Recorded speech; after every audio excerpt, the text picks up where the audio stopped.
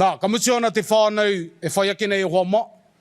Pai ko te harau te tangata inua, engari ko taku hiehia. Ko taku āki, ne, kia noho mai, e pai ai te whakakapi i te rangi tuatahi o ako ARARAU. Pai, he take i tīki nā tu ai te kapu me te nai hinei. Pai e mea ana ngā tohunga o te enei momo hangarau, me he mea ka kaha ake me mea ka kaha taku reo, ka kaha ake o koutou reo. Nā, ka toro atu ai ki te kapu me te nahi, ka ding atu, ka ngū te whare. Pai, nā, koina te hiahia e hoa ma. Ka mutu ana te whānau a whakamutunga mo te rangi tuatahi. Pai, kia ngū tonu te whare, ka piki mai anō a tupu ora ki te ātāmira, ki te whakakapi i tā tātou kaupapa. Pai, pai. Hei ka mātua i tēnei hoa ma. Ko tai mai te whānau, rei tika ana, kia timata ki ngā kōrero whakataki ai konei. Ko te whānau he whakakapi ake i tēnei rangi tuatahi o ako ARARAU 2025, ko te Whānau Mitai. Ko ngā iwi, ko te iwi, ko te whakatōhea, ko te waka, ko mā tātua, ko te hapu, ko Ngāti Ngahere, ko te pākaiahi, ko te moana atoi. Tēnei whakatōhea, tohe ake nei. Whakatōhea ki runga, whakatōhea ki raro, whakatōhea kua uta mai ki te papanui tēnei rā, au e hā. This afternoon, we are profoundly honoured to welcome a whānau whose name resounds throughout the kapahaka world. A name associated with excellence, endurance, and deep cultural legacy. From the sacred peaks of Maunga-Arangi to the flowing waters of Wōtarawa, their story is embedded in the lands of Ngāti Ngahere, shaped by the strength of te whakatōhea and carried by the enduring spirit of mā tātua waka. Te Whānau Mitai have long stood at the forefront of Māori performing arts, not only as artists, but as fierce advocates for the revitalisation of te reo Māori, the preservation of tribal histories, and the embodiment of tikanga in every breath, every beat, every takahi, every karawhiunga rākau, every piunga poi, and every harmonious melody. Their success in te ao haka is truly amazing, inspiring, and invigorating. The journey of the Whānau Mitai has not been without deep sorrow. In 2022, they bid farewell to their patriarch, Matua Richard Mitai, a pillar of knowledge among men. And in the twilight of 2024, they were struck once again by the sudden loss of Riki Mitai, a formidable haka leader, a brother, a son, a warrior, a loyal friend, a loving partner and papa. This afternoon marks the first time they stand before the public to share their journey of loss, of resilience and of healing. A journey carried by the heartbeat of te reo Māori, guided by the light of tikanga Māori and upheld by the unwavering strength of whānau. Te tangata nāna i noho whakarua, karangaranga te muri, ka te tū ngā tamate o te moana, anei rā e te iwi, ko tū tāmure, te Whānau Mitai. Hara mai rā.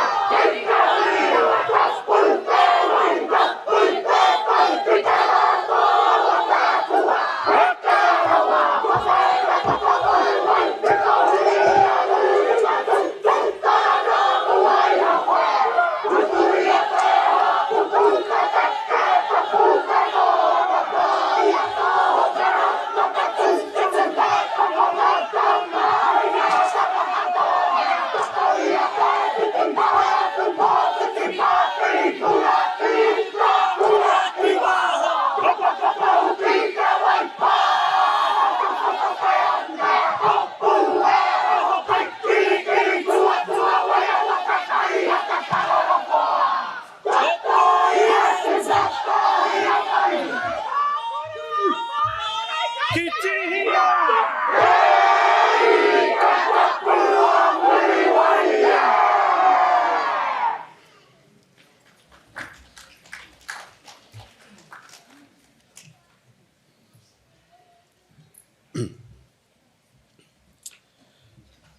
ake taku pono i te whenua ka titiro iho te tika i te rangi. E honore he kororea ki te atua he maunga rongo kuringa i te whenua whakaaro pai ki ngā tangata katoa āmene. Ko te wehi ki aiwa mana mana ki tanga ki rungi i a tātou. Whai kororea ki tō nei ngua tapu. E mihi ana ki tō tātou karakia i te atane, a ki ngā kai whakarite i a tātou tēnei rā kamihi. Koutou e tuku te arewhata ki te wāhi ngaro, koe nei kamihi. O tira e mihi ana ki tō tātou kuini Māori. Ia ngā waihono i te pō, e noho mai rā koe i runga i te ahuerewa tapu o mātua tipuna. O kingi i tūheitia ki te rangi ko ngā waihono i te pō ki te whenua. O tira ki te whare kāhui āriki, tēnei rā te tuahu, tēnei rā te mihi atu, rire hau, pai marire. Tangihia tātou mate, ngā mate tāruru nui o te wā, a ko kingi tūheitia tērā, e kui tītoki, e kui whero. Taku pāpā i a te rangi nui, a koutou ko taku teina a tāpuni. A rātou kua hao nei te kupenga o Taramainuku, ia hine nui te pō. Hei tātai whetu ki te uma o rangi nui, kia tiwira mai te pō, haere koutou, haere koutou, haere koutou. Rātou kia rātou, tātou kia tātou, tēnā tātou katoa. E te mana whenua, waikato tainui, tātou kua whakawhaiti nei i runga i te papanui, a ki roto o kirikiriroa, ki te riu o waikato, tēnei i mihi atu ana. Tātou kua huitahi i runga i te kaupapa o ako ARARAU. Kai taku rangatira e kingi, ko urua ko te waipaunami, o tira te whānau o tupuora. Nā haurā te reo pōhiri, nā haurā te reo karanga, a ki te Whānau Mitai, kia hui mai mātou tātou, o tira te iwi nei, a ki runga ki a koutou. Tēnei rā te whakautu i tō reo karanga. Ana rea mātou te Whānau Mitai mihi atu ana ki a koutou katoa. E tohi ni horautia te mate, e tohi ni horautia te ora. E te whare, e te kaupapa, tēnei mihi atu ana ki a koutou katoa. Kia ora tātou. Tēnā tātou, ko Thomas Mitai taku ingoa. Ko ai mātou.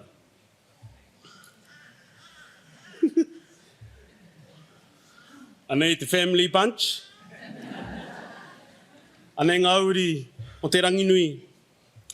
Raua tahi ko a taku māma i a Shelley Manawa Kukume Mitai.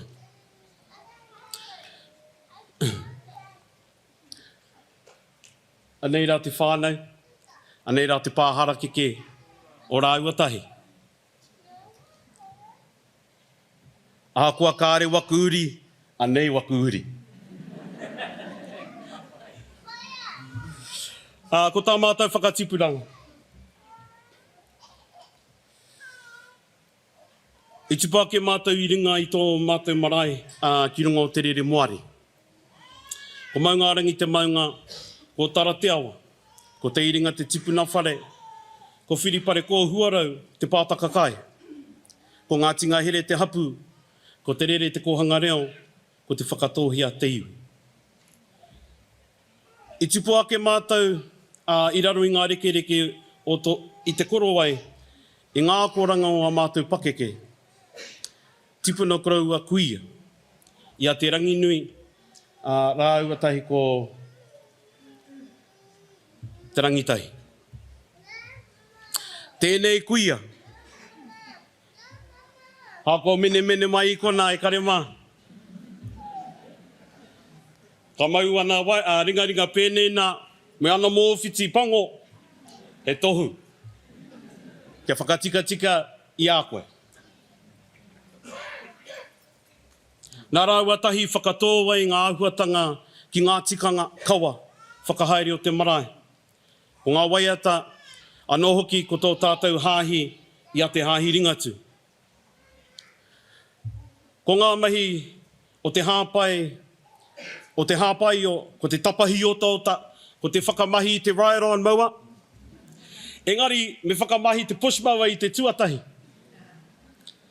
Te hauhake, te naki i ngā māra, horo i ngā papa o te marae, au āhuatanga katoa, te whakarite i ngā moenga, te pai kōrero, ngā paraikete, ngā hiti, e ngā āhuatanga o te marae. Anei rā mātou e whakatika i tā mātou marae. Hākua kaha ua i tau arā, peitahia te mahi.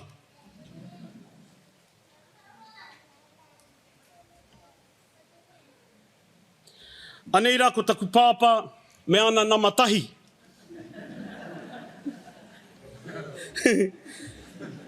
Ia te wā ko ia tērā, e mau haivizana. Koe nei tana hūtu. Traupoto, hingariti, pūtu, koea ko ana nama tahi. Koe ara te whakatinanatanga o te ringa raupa. Hākua te kaupapai runga i tana marae, ara, ko ana hūtu.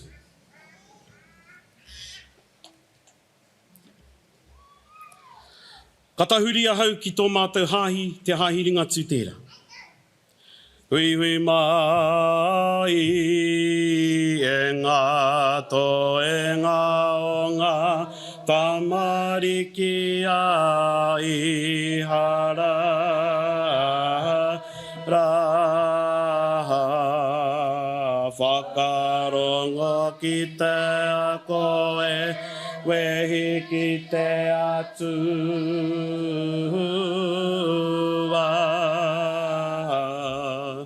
Puritia o wana whakahaunga, ko ngā mea hoki tēnei mā te tangata. Ao pō ao, ko te hāhi ringatu tērā karongo. E mihi ana ki taku pariha o te whakatōhea, aku pakeke ngā tohunga, e kahakawe atu i ngā karakia, ngā takutaku, ngā whakamoimiti, ngā himene, ngā pānui, ngā waiata me ngā inui. Ka rongo, ka mau, ko tō tātou atua me ngā kupu o te matua tangata ka mau nei. E mihi ana ki aku toki o te hāhi, ko koro tēni pohipi tērā, ko te kāhautu tērā. Ko Auntie Carol tērā, ko ia tā tātou pautikanga i runga i tā mātou marae. O tira, ko te whānau tērā. Nā koutou katoa i whakatoa i te kupu o ihoa o rao ngā mano ki roto i a mātou. Ko taku pāpā o tira, ko taku teina tērā e kaha whakahaere karakia, mo te hunga hia, mo te hunga e kimi e rapu ana he oranga mo rātou. He rongo a te reo, ka tika hoki. Ka whakahaere tia e te whānau i ngā karakia i runga i te pukamata mo te iwi. A mākona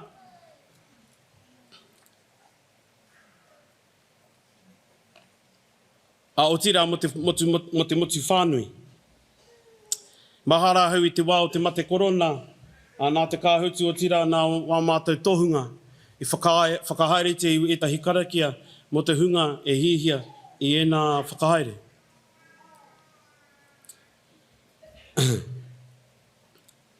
Ko te whakaaturanga nei, te hareake nei, ko te kōhanga reo o te rere. Me te whakahaere karakia o tētahi o a mātou mokopuna i te pō whakanui i a matariki. Ko ia nei te tauira, te whakatinanatanga o ngā koranga. Ko tō tātou ariki. A ihi karaite. A ihi karaite. E te aroha. Me te aroha. O te atua. Me te whiwhinga tahitanga. Ki te wairua tapu.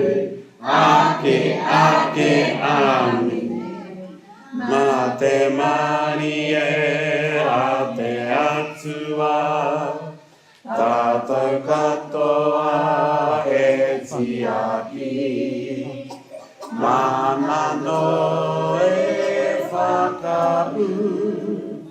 O tātou ngākau ki te pai.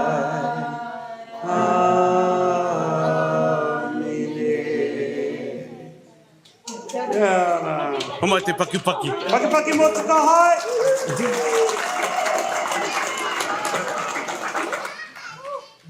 Ai tēnei wā, ko te ahuatanga ki tā tātou kōhanga reo. Kia mahara tātou i roto i tā mātou whānau. Ai tēnei whakāturanga, ka whakātu e ētahi waiata. Ka ngahau tātou, ka tū tātou ki te ako i tētahi waiata. Kia kau e noho roa. Engari, anei tā mātou haerenga i roto i tēnei kaupapa.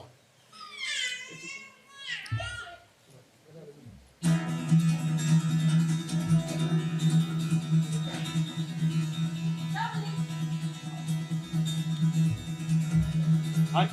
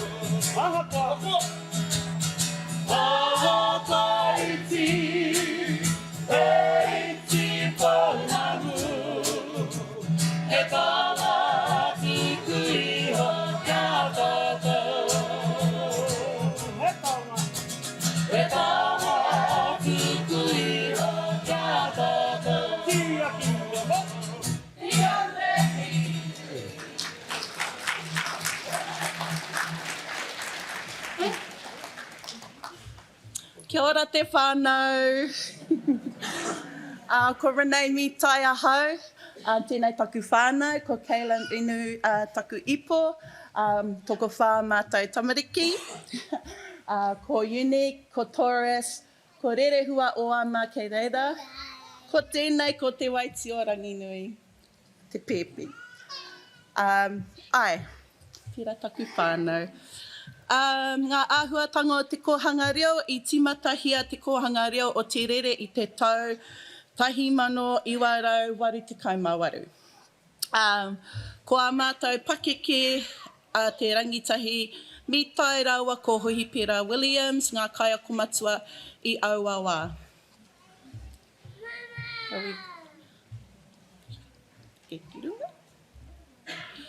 Anei ngā tauira mokopuna o ngā mokopuna tuatahi o tō mātou kohanga reo. Ko mātou tērā. E nā ka kite koe i a Renee, i a hau, ka whiwhi koe taonga. Mai awa nui ārangi.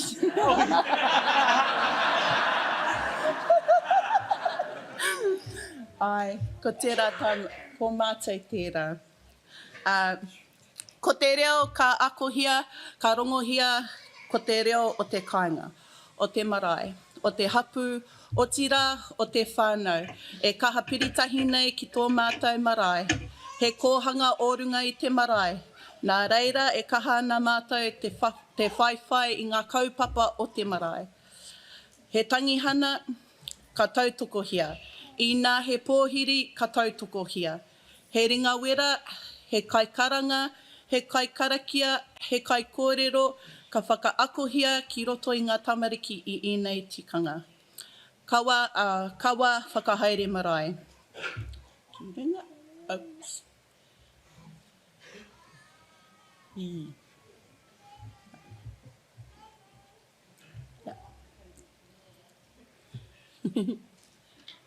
Tare pai au ki runga i tēnei. I timata ahau i te tau 2015 i te taha o Neniranga, hei kai tautoko. E hara ahau i te kaimahi engari te tautoko i aia i ōna mahi. I te wā i riro ai taku kuia i a Neniranga, ka tau mai ki roto i a hau te hiahia kia kuhu ahau ki roto i te kōhanga reo o te rere, hei kaimahi. Ko Auntie Carol, tētahi ko ia tā mātou kai ako matua, e ko Neni Huhana kei reira, ko ia te kai ako matua tawhito. Ai. Kua hau tērā mai te tau 2015 hei kai riwhi, pai noa mai ki tēnei rangi, kua hau tonu tērā hei kai mahi, kai ako mō tō tātou kohanga reo. Ka whānau mai taku pēpi a rerehua oama, ka haere tonu ngā mahi, o te whakaako i ngā mokopuna.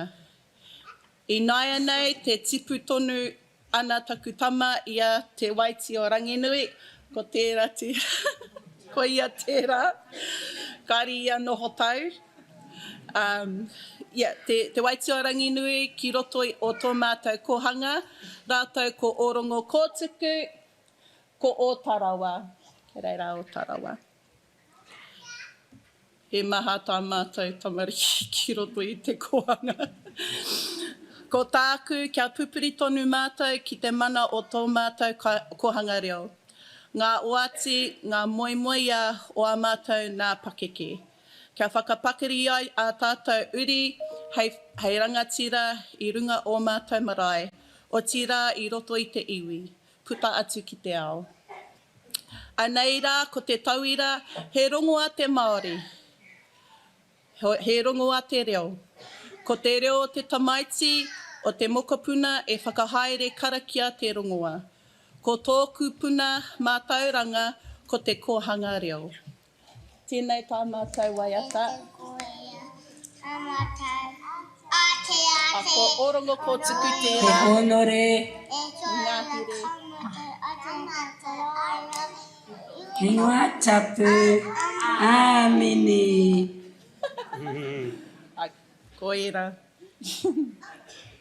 Anei tētahi waiata no te kohanga reo i tito a taku kuia a Neniranga. E te pitinga.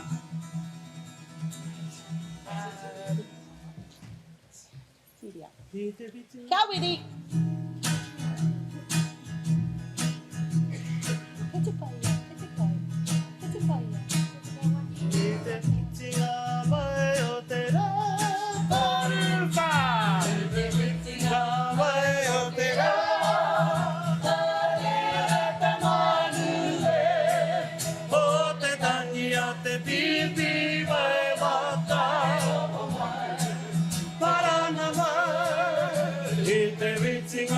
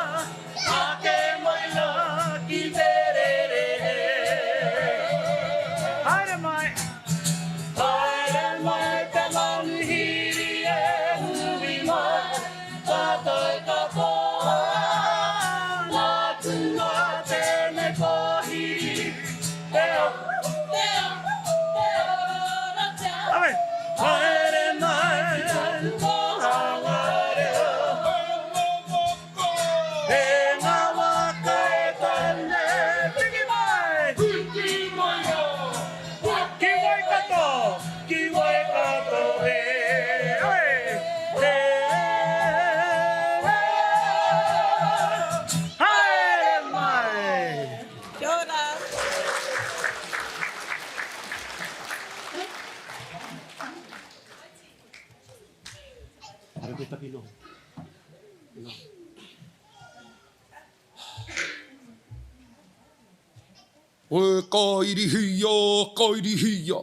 Kairihia ku tapu ai, marere wai hoki, marere wai wheta.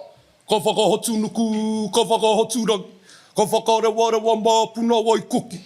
Ko ka ko kiri ana mai tāwhana taha taha, erere Pākihi e. Hei, kaka ki te uru taua taua ki te pau whakairo. Tāra mā kiri manu, kau rere au nei. He rongo au ane wā te wahine mataku, kati here kore, kai a rukutia hai. E tā tata mai rā tuki te waiti, tuki a tarawa, ina taku kiri e. E mā rake ana mātangi mā e ka tūmai a maka, tūmai pākaurangi. E ka hui kei runga, e makai rara taki wehe, te rere Māori. Ko whataiwi rau, ko piri rākau, ti hei mauri ora. Kia ora tātou. Kia ora tātou. Tēnei au, ko ai tēnei, ko raharuha pō mohe mitai tēnei e tuake nei. Ko au te teino taku whānau. Tēnei au ka mihi atu nei kia koutou. E ngā rangatira tēnei au ka tuahu kia koutou. Tēnā tātou katoa. Ko ai taku whānau. O kei te kite mai koutou i taku whānau e kohete nei a tātou i runga i te atamira i te rangi nei. Ara, ko tōku kōtiro, a tuatai ko Ohui, haere mai rā. Haere mai koe, e tū. Ko Ohui kiri te ARARAU Mitai tēnei. Haere mai koe, ko Tīria. Ko Tīria Katolin Rose tēnei. Aroha mai kia hau e whaki atu e nei ingoa.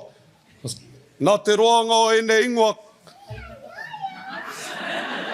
Aroha mai ko māma te mea tika, ko māma te mea pai, he whakahua i ngā ingoa tika.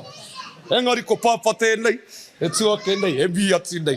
Nō reira, haere mai taku kōtiro, ko ōrongo kōtuku tēnei.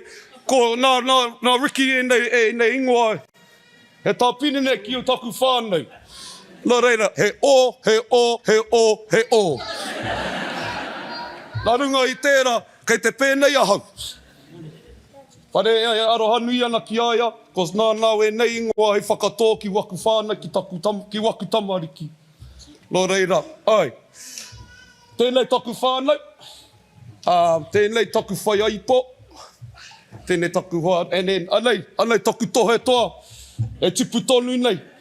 E tipu tonu nei ki te tao te atamira, nā te mea ko ia tērā. Ko ia tērā e kohete nei a tātou. Nā reira, mihi atu o Tarawa. Ko Tarawa tēnei tērā, ko te whakatauki, te tau parapara e mahi nei e au. E pāna ko ngā ingoa tāpiri ki taku whānau, ko ngā wāhi o te whenuara, ko ngā awa, ko ngā maunga, ko ngā marae. Ko Ohui, te ingoa tētahi wāhi pātata, ko Ohui te ingoa e tū a te tarata.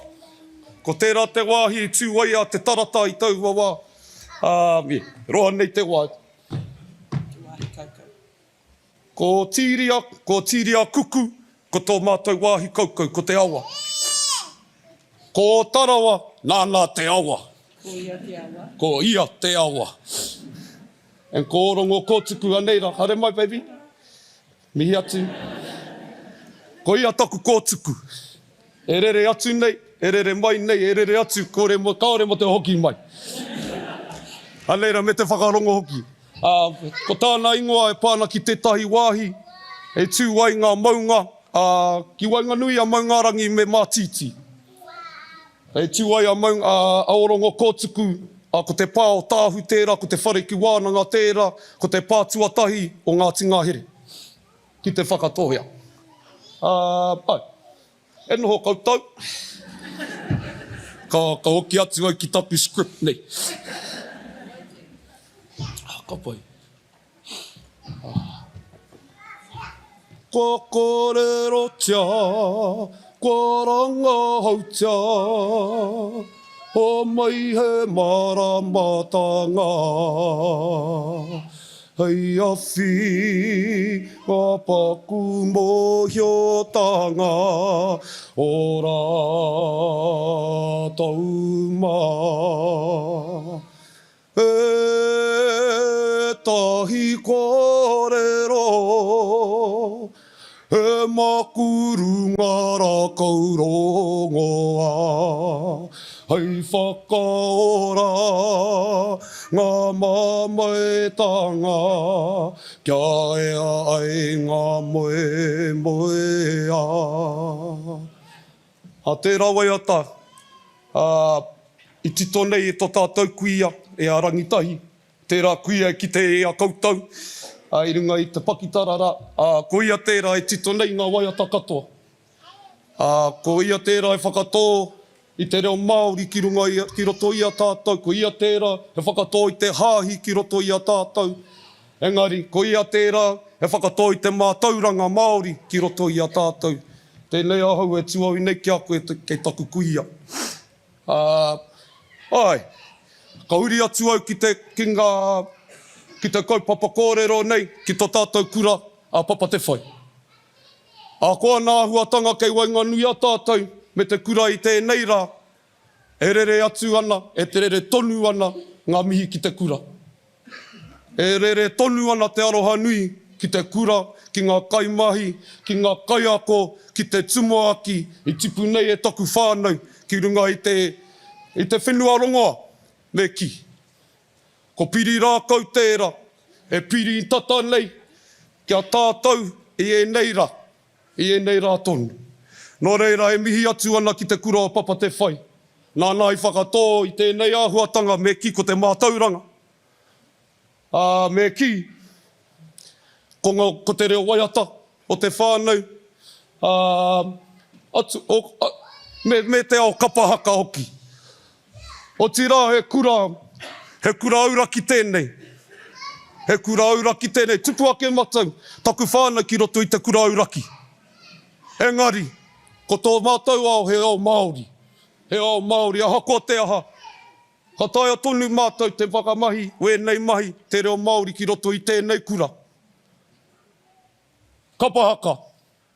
Ko ngā camps, ko ngā haerenga nui o pāpā, nāna wera, a haere mātou ki roto i te ngāhere, ki roto i te urutawa, ki roto i a Pākihikura, ki roto i a te Waiti.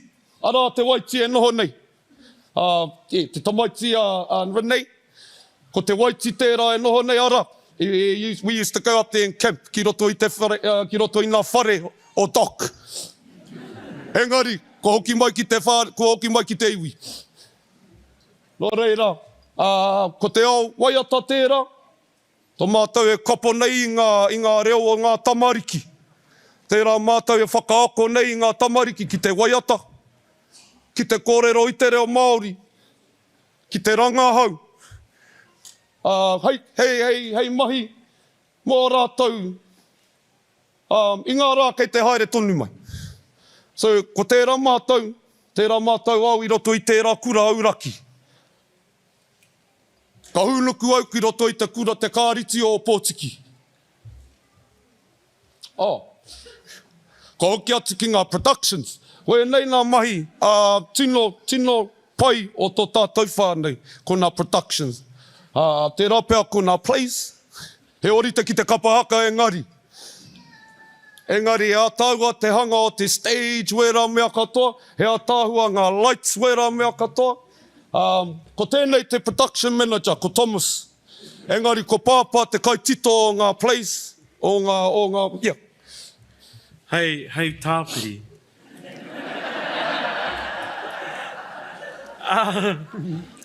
Enei whakāturanga, nā taku pāpā i tuhia i ngā reo kōrero, i ngā waiata katoa, i ngā mo te whakatangi oro, mo te orchestra, mo te band, hei pānuitanga, ko ia i whakatoa e rā āhuatanga ki roto i a mātou. Ko Tamihana's musical journey, i te mea he kura auraki Engari, i whakatō e ngā aihuatanga o te ao Māori ki roto. Ko te reo Māori, ko ngā waiata reo Māori ki roto i tēnei whakaaturanga. Mai kona i tū kia whā ngā whakaaturanga. I tai tawhiti mai ngā iwi ki te mātaki i tēnei i tēnei whakaaturanga. Ko au te main actor tuatahi. Oh, hei tāpiri. Kaua hei tāpiri. Hei tāpiri. Me te ua, i te mea tohe ana mātou, kare mātou hea kia mahi i ngā tangata pēra, ngā main actors. Engari, ka riri taku pāpā. I te mea hei riri ia. I ia pō, ko ia tere, tohe nei kia mātou, ako hia tēnei, ako hia tēnei, ako hia tēnei. Waiata he tēnei, waiata he tēnei, whakatangi i tēnei. Ka pua waiko e nei whakaaturana. Sign of the Seahorse. He titonga Pākehā, he puka Pākehā tērā. Engari nāna i whakahautia ki roto i te ao Māori. Ka pōhe he te tangata he tūnoa i runga i te ātāmira kāore. Whakapaukahana mātou te mahi ngā costumes. Ko tāna tohe kia mātou, hei, hanga mai tētahi kākahu mo te ika. Nā reira, e whā ngā haora, e whā wiki ahau, e waianga hia i tētahi costume. He ika te māhunga, me ana, ka tūmeke te karaua nei, hei, he ua tēnā, he roa, i te mea tataraua tā mātou whakaaturana, i te tatari, nā te mea e whā, me mahia kia whā. Engari, ko te katoa o ngā tamariki, ia ako manga mau i tētahi kākahu ātāhua. Ko te ātāmira, i whakahautia katoatia, taua whare pikitia i o Pōtiki, yes, we have a deluxe theatre. I o Pōtiki. It actually sits 400 people e karema. Tērā whare anake. Engari, he whare tawhito. Ko tā mātou wero, ko te whakahau, whakaātāhua i te wharena. Nā reira, he paku kōrero e pāna ki ngā whakaaturana.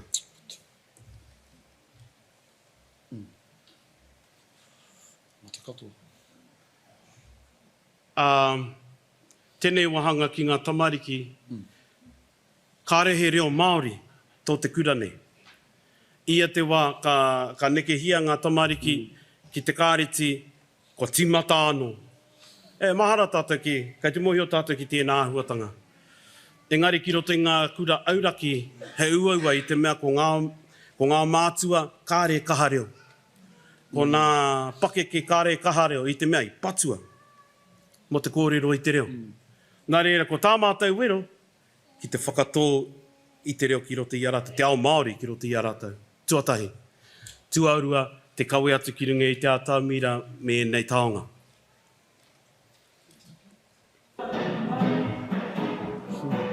Aroha mai. Anei, tētahi wā mātou prakatihi ki te rere marae. Ka tūnga noho ki runga i te rere marae.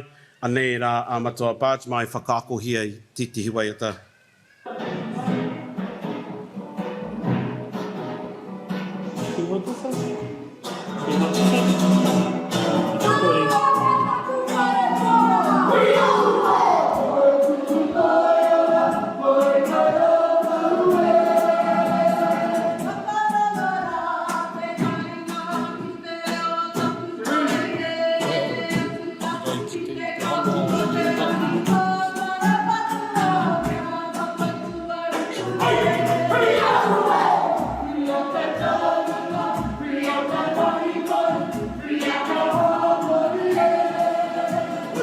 Ka pai ke te kite koe i aku namatahi? Nā.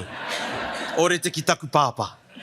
Hoi anō, koe rā he mamu akorana ka whakaharetia ki runga i tā tātou marae me ngā tamariki o te kura o papa te whai.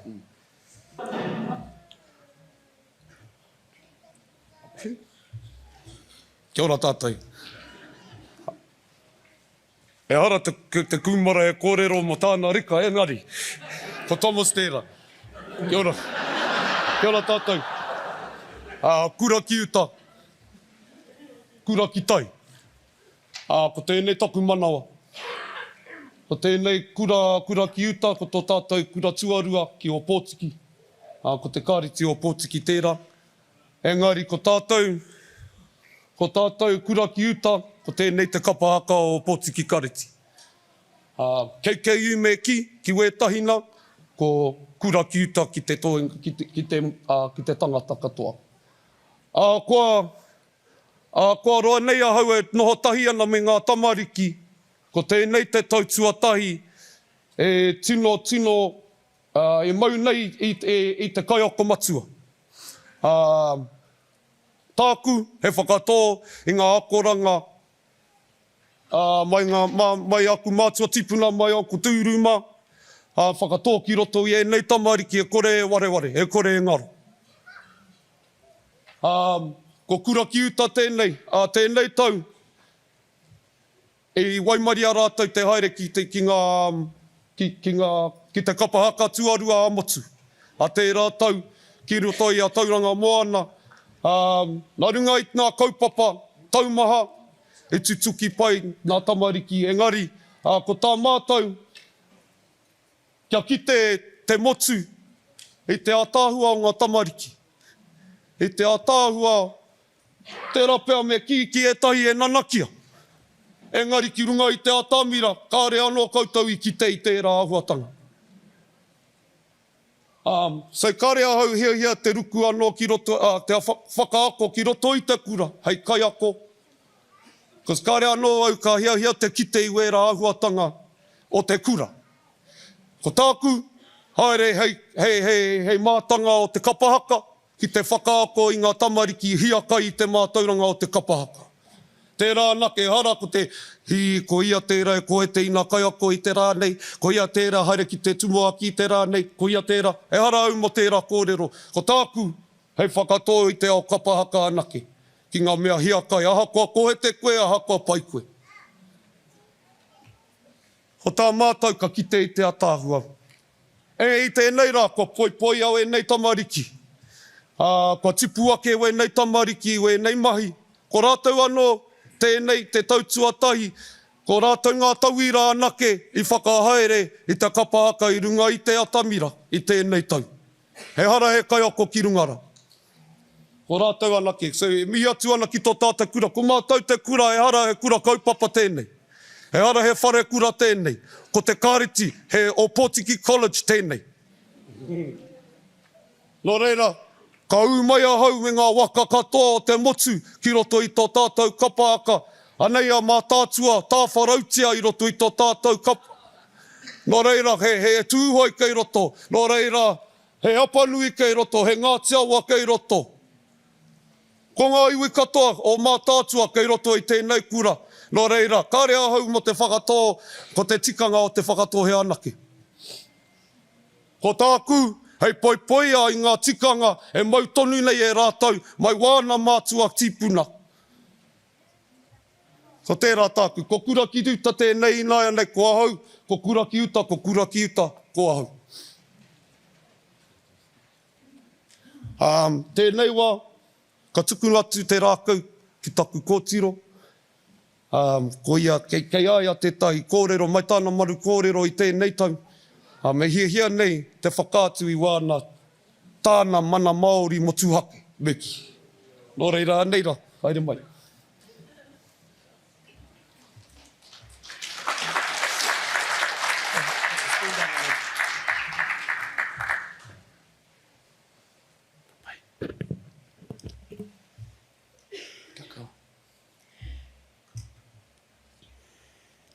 Ka titiro ahai ki tōku mai ngā whakahirahira mai ngā rangi. Tū mai rā, whakatau mai rā. Rere kau ana tōku a wāotara, te awe kauria aku mātua tīpuna. Ka huri ahai ki tōku papakainga, ki tōku tūranga waiwai, ki tōku nei maraia te rere moari. Kei reira e tū ana tōku whare tīpuna a te iringa. Hei ahuru mau ai mo tōku hapua Ngāti Ngāhere. E kui whiripare tōku pātaka kai, te kōhua rau e whangai ana i te marea. Ko te whakatohia te iwi e maurua ai i ahau ki tēnā hapu ki tēnā hapu. Tōia mai tōku tīpuna i tōku waka mātātua i whakatere mai Hawaiki. Ko miru ai tōku tīpuna nāna i tōia mai tōku waka mātātua ki uta. Nāna hoki te ki kia whakatāne au i ahau. Tau ana. Whaia te tina rangatiratanga, whaia te mana motuhake. Ko tō tātou reo Māori, te tahi peka o tōku a mana motuhake. Ko te reo Māori, te mauri o tōku mana Māori, i tuku pātai mai, e tōku kaiako, he aha te mana motuhake ki a koe. Ko tōku whānau te mana motuhake ki ahau, ka ui anō e whaia he aha ai. Nā te mea, ka tūrangatira tōku whānau ki te reo Māori, mō ngā kaupapa Māori, mō te kapahaka, mō ngā kaupapa kohanga reo, hāhiri ngatu mō oku marae me oku iwi. He kaha tōku whānau ki te whakatō me te whakaako i ngā ako i ngā taonga tuku iho a aku mātua tīpuna. He reka ki au i ēnei āhuatanga o te ao Māori koeira te mana motuhake ki ahau.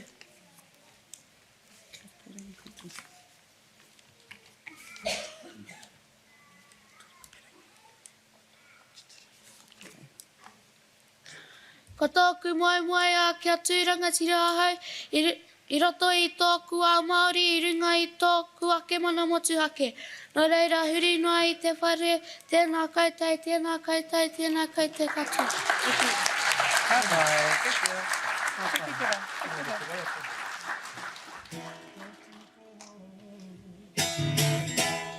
As you can see, te whānau, we like singing, so ka waiata, ia te wa.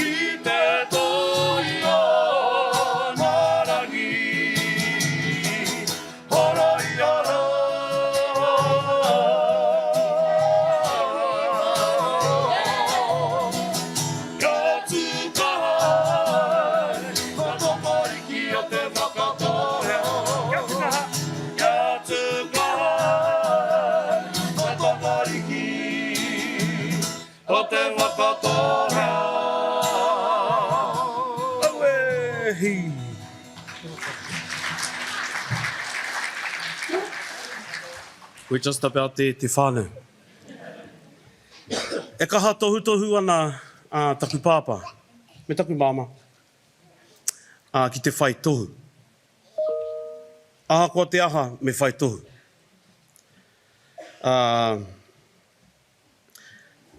Koira ngā tohu, once you have a tohu, especially in education, koira te kōrero taku pāpā, especially in education, but once you have a tohu, you can do whatever you want.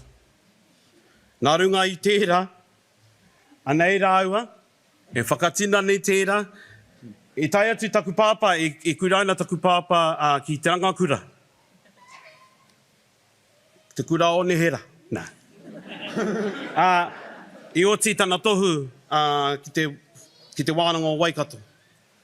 I whai tohu hoki taku māma, koera tā rātau e kōrero ana. Whai tohu, anei ko māua mātou e whai tohu ana. Mai kona, ko puta. Ki te mahi ako, ki te whakaako tamariki, ki te whakangaha, ki te aharane. Te ao puoro.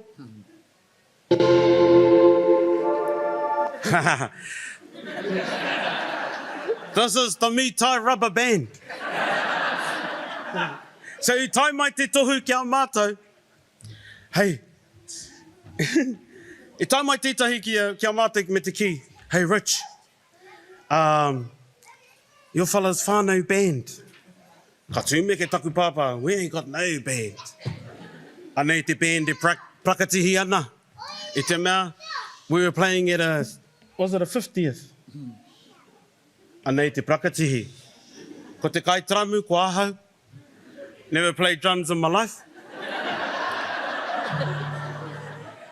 And te tika, I mua atu I tēnei kiriata, ko te tokotoru nei, a Rick, Dad, me Barge, e kaha, ko he te iahau.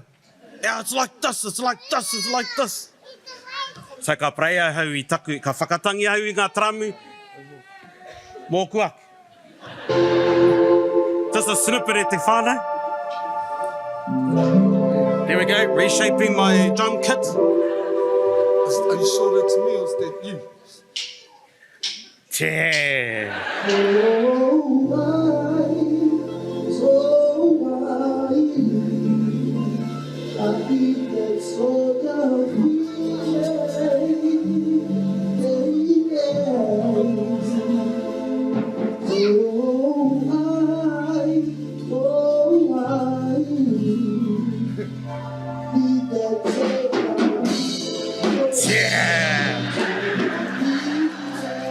Okay, that's enough.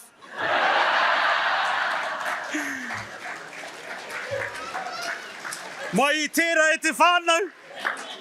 I eke ki runga I te atamira One Love. Anei, ko taku teina me ana pukang. He's the only one that carried on. Anei.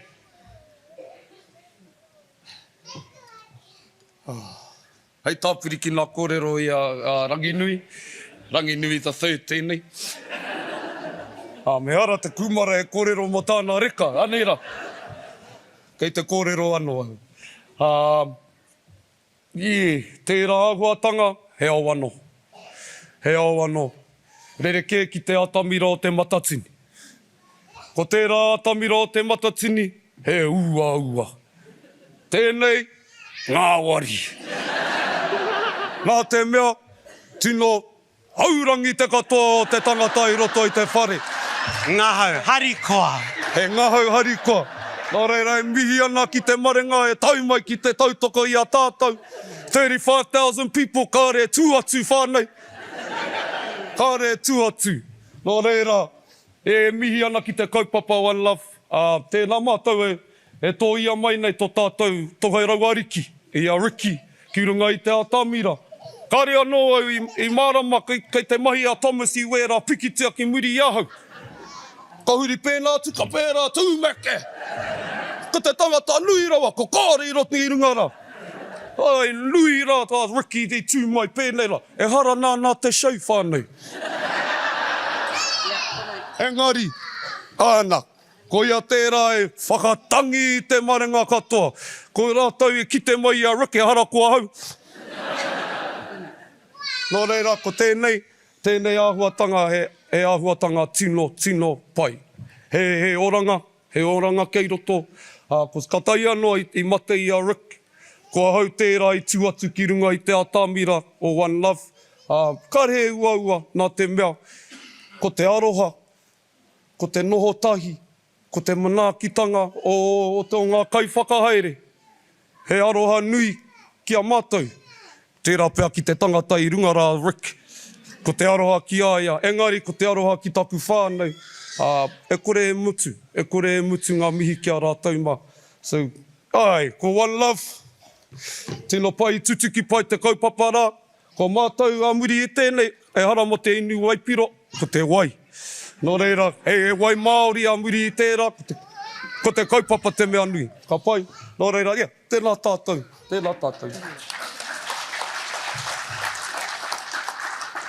Kia hoki mai ki te io te kaupapa nei. I haurangi pai i te aroha kotai.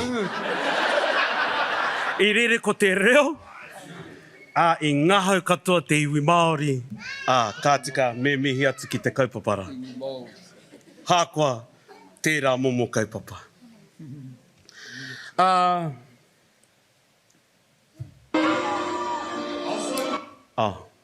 Sneaky preview. Anei te waiata, kai te ako tātou, he paku waiata, paku noa o tēnei waiata, ka tū tātou katoa ki te ako, mātaki mai. Nei te reo.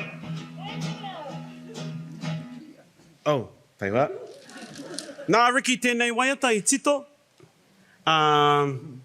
koe nei wei koana waihotanga mai. Ko tāna hihia, kia pua wai tō tātou reo, kia tū pakari ai tātou, i runga i ngā kaupapa katoa, kia rere pai tā tātou reo Māori. Aue. Pihā. Nei te reo. Ako hia. E ngā iwi, nei te reo o mihi e aka matua, koia mai ki runga. Ki tēnei kaupapa, tēnei wiwinga, o tātou e taranga i hora, mātou whirotanga, mana ki tanga, o ngā tipuna au e.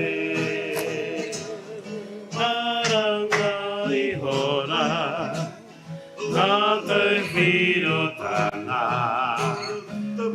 mana ki tanga, o ngā tipuna au e.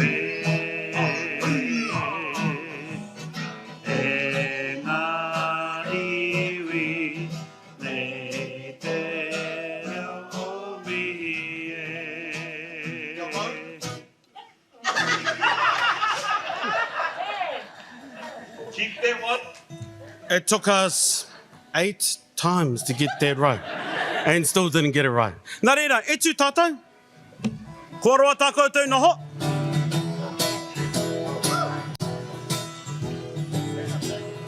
Tata te oti e te whānau, e ngā iwi, anei, te mata pēnei.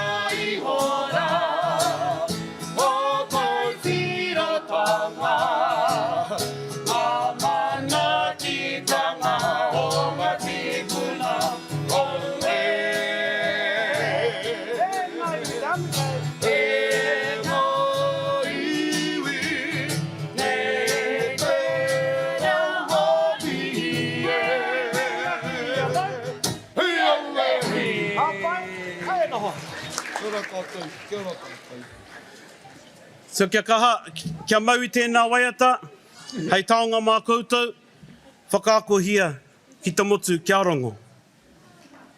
Ai tēnei wā, ka tuku atu a kia Loton, ai tēnei wahanga.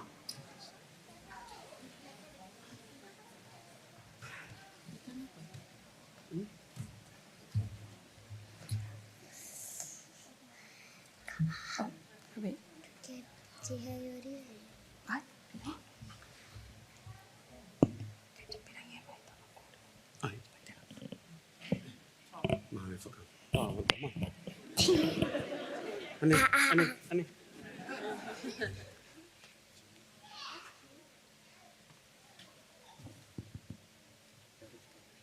Kia ora, te whānau.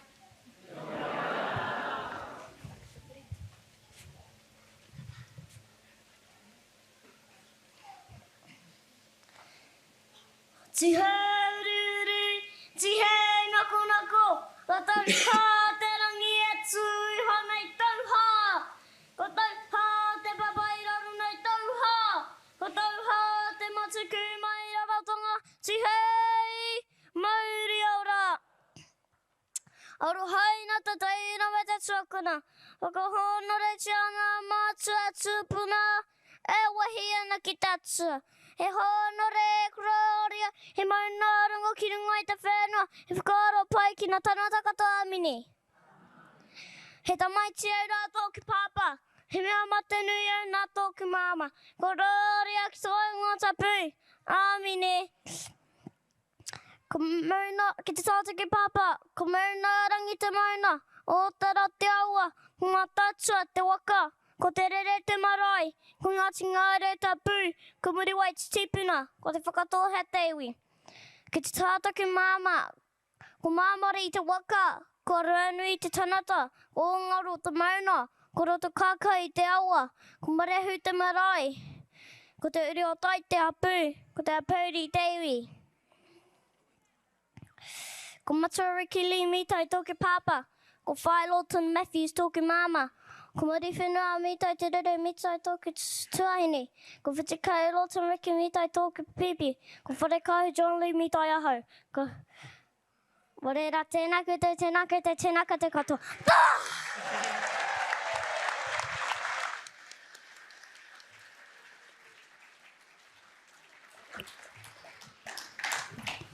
Tēnā koutou katoa.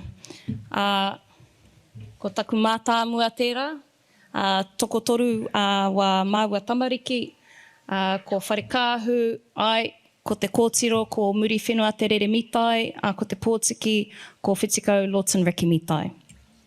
Ko ai tēnei, he uri tēnei no ngā iwi tapu o muri whenua, no ngā puhi hoki. Ko Lawton Andrew Matthews tōku ingoa.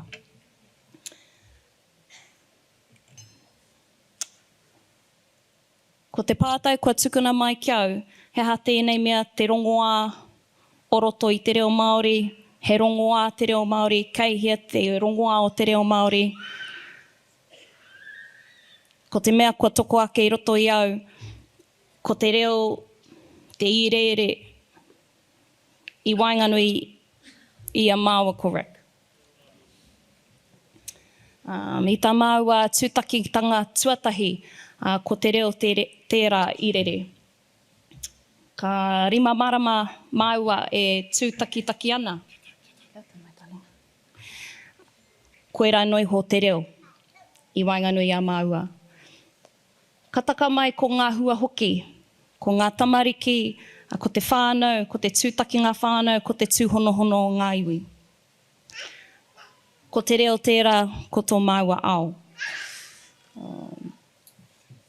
I kitea ko ngā ingoa o ngā tamariki, pērā i a raharuha, ko a māua tamariki, he ingoa Māori, he ingoa whenua. I taku taenga tuatahi ki roto o te whakatōhea.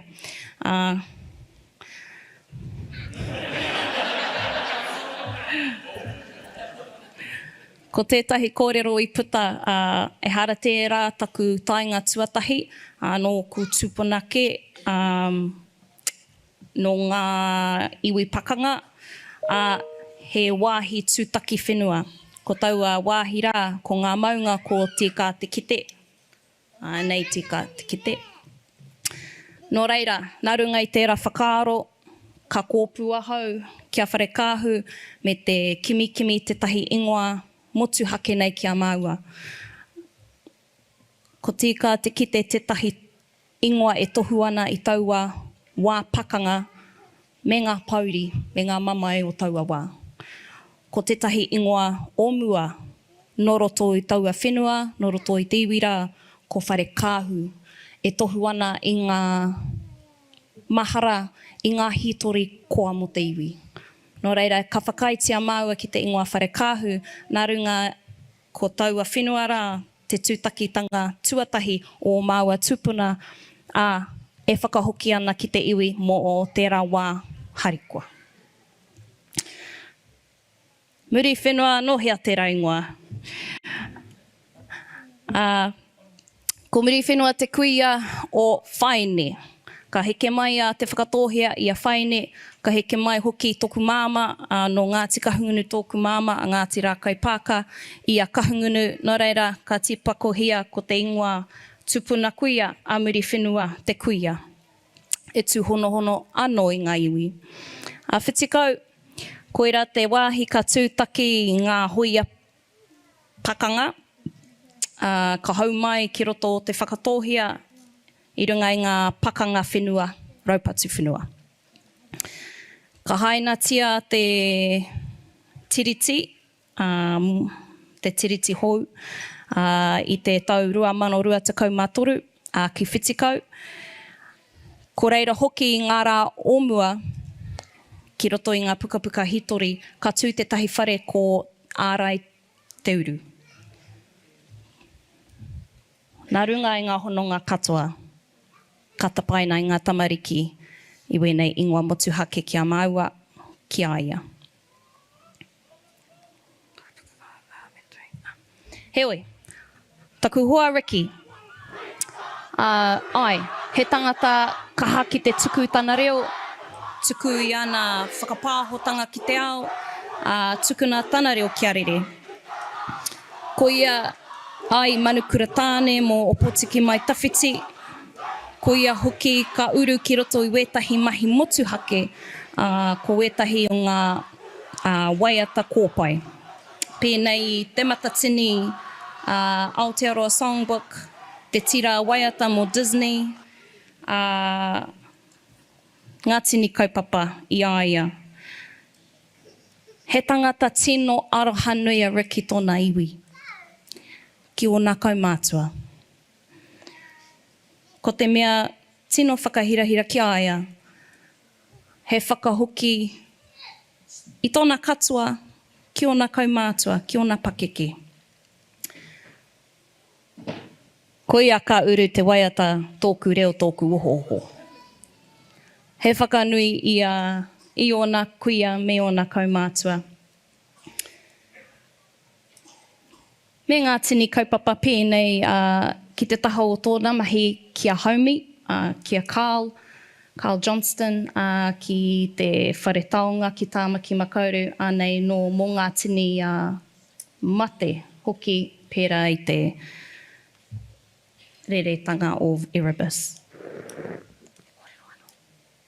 Kia ora, ko Riki Mitai tōku ingoa, ko tahi taku tamaiti, ko whare kāhu tōna ingoa, ka kōrero ki taku whāwha i te rangi nei, e pāna ki te haumaru, me te noho ai o te tamaiti ki roto i tēnei.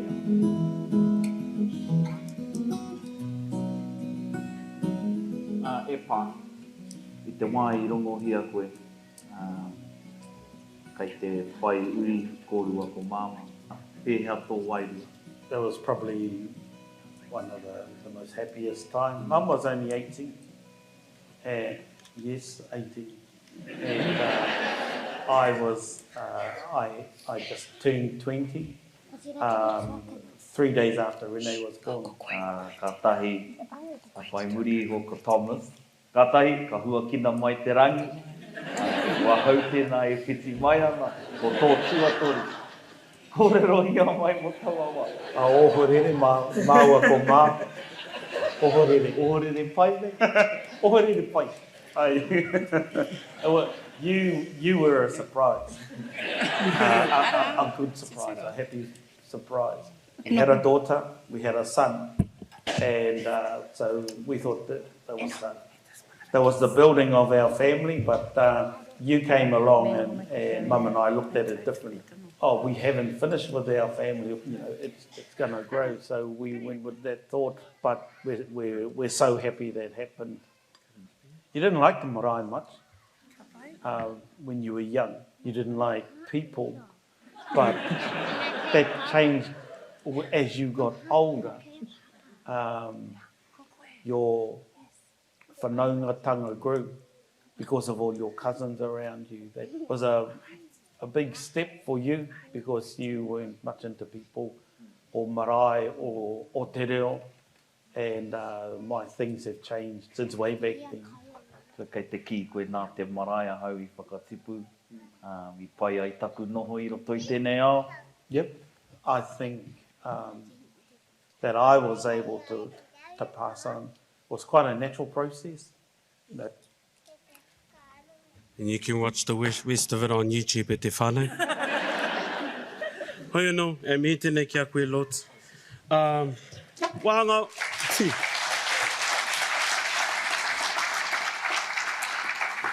Ko te wahanga whakamutunga e wama, ki taku māma o tira, ki te taha o Pōtiki mai Tawhiti. I timata te kapa, I te tautahi mano iwara tekau mā rima. Ko taku pāpā tētahi ka hatautoko hia mai te orokohanga mai o Pōtiki mai Tawhiti. Te nuinga o ngā kaihaka kāre he reo. I enei rā, pakarirawa te reo ki roto ki waingono I a mātou te kapa o Pōtiki mai Tawhiti. Ko ngā ako te nuinga o te wā I roto I te reo Māori, ko tō tātou hāhi anō hoki tērā e kawe nei I ngā whakahaere o tō tātou kapa. Ko ngā kaitito, ko ngā kaiwaiata, he tohunga whakahaere karakia, kai roto I tā mātou kapa I enei rā. I tēnei tau ka whakanui te toru te kautau o Pōtiki mai Tawhiti.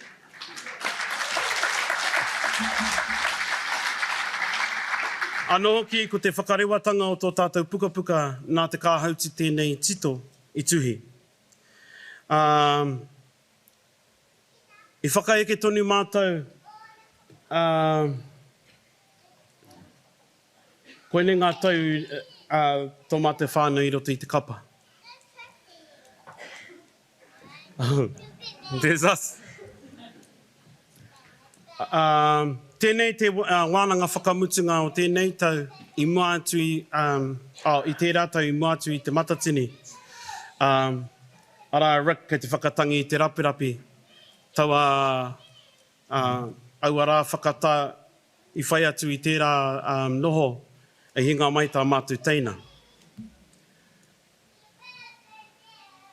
There's the Brady Bunch. And the matatini asks for IDs.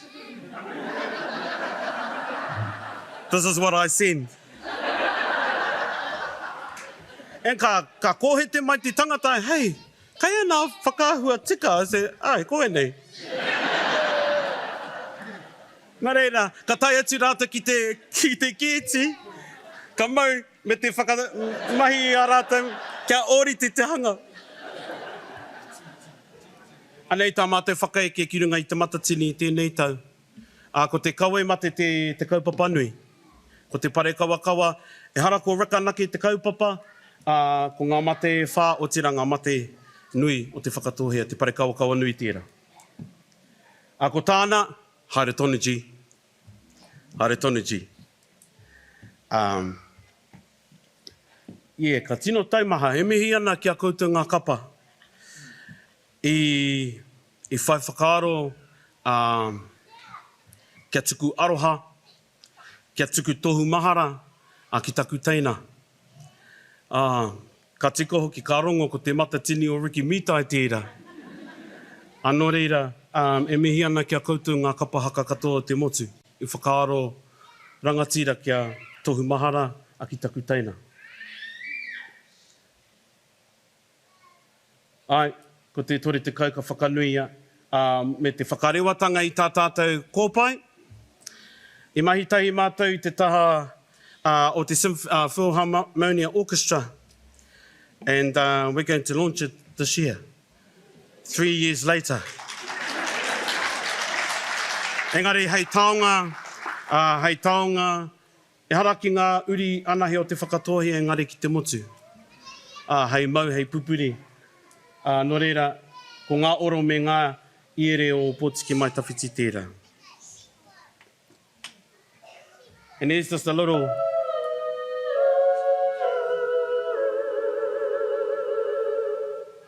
So he wānanga nui tērei, kāre ngā Māori I te mohi o me pēha te whakamahi nā mics, te pātoto I te waiwai, You got to just stand still. He akoranga nui mo te Māori ai, te mea ko te taki o te waiata ka neke pēra. Kei te ki mai te pākei, hey, got to keep still. A hei ua. Hoi anō. We've got a little documentary that we've done, a 3-part series. Hei ki te ngā mākutou, have a look. Kei reira ngā kōrero katoa. He tōhu mahara ki taku pāpā. A iaia e tautoko ana i tēnei kaupapa o tira kia riki. And you can have a look at that at the YouTube. Ai, anei wā mātou rōpu kapahaka. E whakaakohia e mātou te whānau. Mang, kei koe te wahanga whakamutu. Anei taku māma, kei aia te wahanga whakamutunga i te whānau. Kia ora tātou.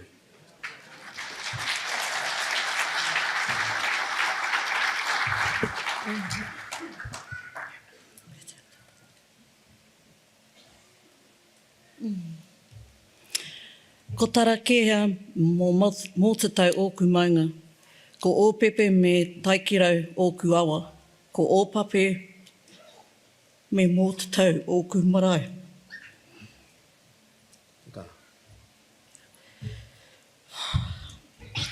Ko ngai tamahaua me Ngāti Tarawa ōku hapu, ko muriwai me koroki ōku tīpuna whare, ko mātātua me nā toki mata whauru ōku waka. Ko te whakatōhea me Ngāti Hine ōku iwi. Kia ora tātou, ko Shelley Manawa Kukume Mitai tōku ingoa. First, I would like to say thank you to the organisers for inviting us.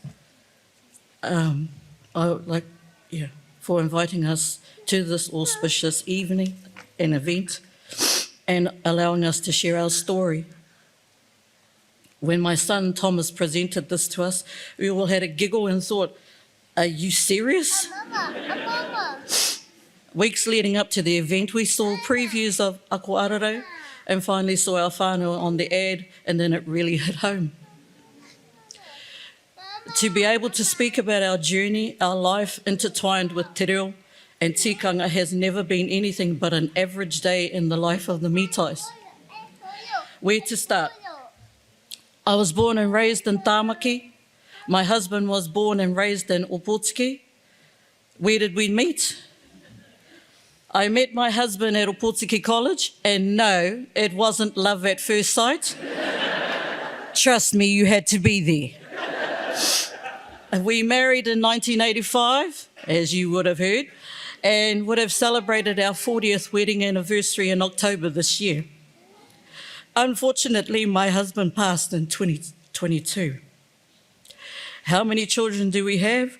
We had 4 children, Renee, Thomas, Ricky Lee and Raharuha.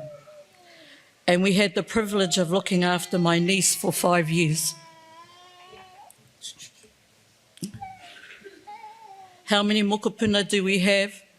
We have 11 mokopuna, 6 kōtiro and 5 tama. What were our aspirations, dreams in life for our tamariki? For them to be happy, be respectful and enjoy life which they have. Upskilling themselves was always a huge focus for us as parents, and being able to put those skills to use in whatever career they had chosen. As a very tikanga-driven whānau, the hāhi ringatu faith has always been at the forefront of everything that we do. With the support and guidance of our kohanga reo, marae, kaumātua, kapahaka and our extended whānau, we've been so lucky to have raised 4 amazing tamariki and mokopuna. Like they say, it takes a village to raise a whānau. Unfortunately, with the passing of my husband and of recently my son,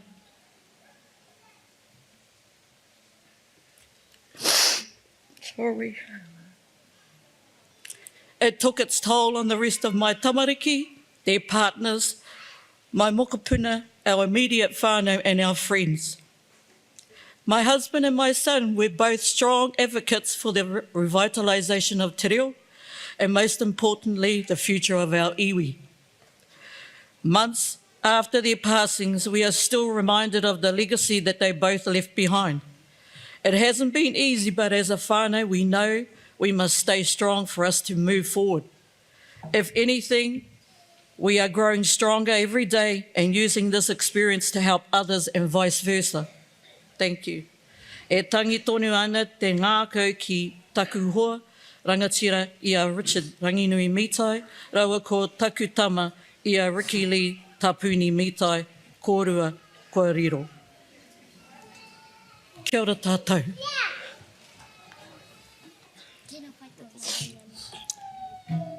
Hei whakakapi, ko te kōrero, tamaiti a kona i te kāinga tū, ana i te marae tauana. Arā ko te whakatinanatanga o e nā huatanga o e nā mai.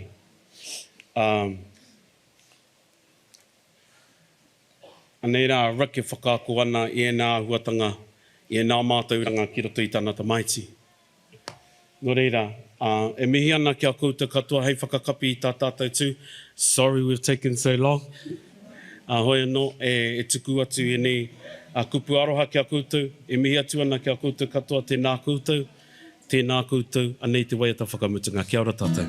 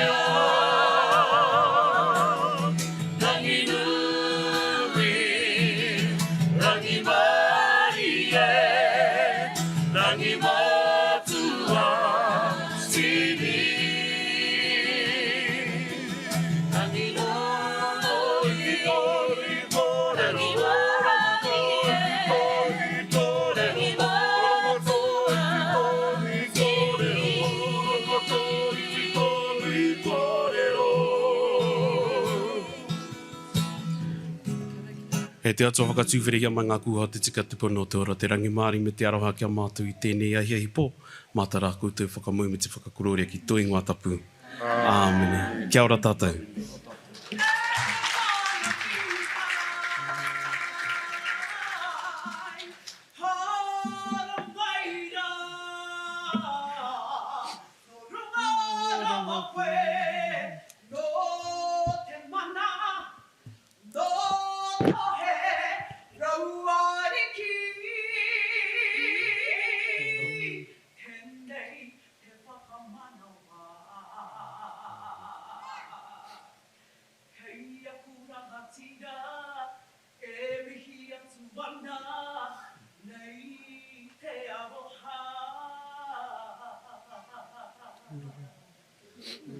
Kia ora.